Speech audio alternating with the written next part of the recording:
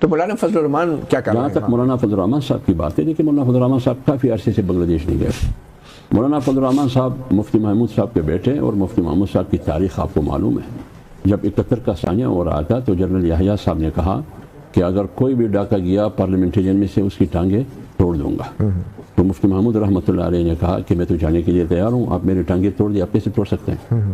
تو مفتی محمود صاحب اس لیے گئے کہ مشرقی اور مغربی پاکستان جیسے پہلے ایک پاکستان تھا، آج بھی ایک پاکستان رہے. تو مولانا فضل الرحمان صاحب وہاں گئے، آپ نے اس کی سپیچ سنی ہوگی. انہوں نے کہا کہ میں پاکستان سے آتے ہوئے یہ پیغام آیا ہوں کہ ہم ایک قوم ہے، ہم ایک امت ہے، ہم ایک جماعت ہے.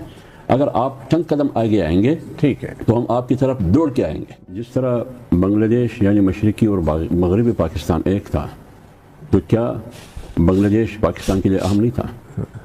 اگر ہم جواب ہاں میں دیتے ہیں کہ اہم تھا، تو وہ اہمیت ہم کیوں کھو گئے؟ اس کی بنیادی اسباب اور عوامل کیا تھے؟ ایک بات. دوسری بات یہ ہے کہ موجودہ صورتحال میں آپ کو معلوم ہے، اتنا تو مجھے بھی معلوم ہے کہ حسینہ واجد کی حکمرانی میں ہمیشہ بنگلہ دیش پرو انڈین رہی، یعنی ہمیشہ اس کے ساتھ پاکستان کے مقابلے میں. تو اس صورتحال میں بنگلہ دیش کی جو تعلقات ہے پاکستان کے ساتھ وہ ناگفتہ تھے، مثبت نہیں تھے.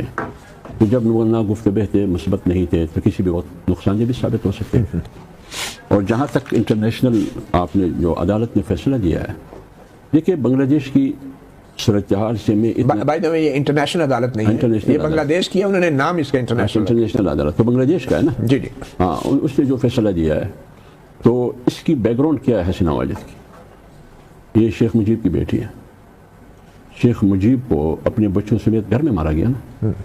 کیا اس کی سیاست ختم ہو گئی؟ نہیں ختم ہوئی نا. لہٰذا آج اگر بنگلہ دیش کی ایک سابق وزیر اعظم حسینہ واجد بنگلہ دیش کی وزیر اعظم رہی، لوگوں نے ان کو ووٹ دیا نہیں دیا، کس جرم میں عدالت نے ان کو، ایک قتل ہے، 2 قتل ہے، جو بھی ہے، ان کو 2 بار سزائے موت دی، یہ تو عدالت کا فیصلہ ہے. اس کی اثرات بنگلہ دیش پر کیا پڑے گی؟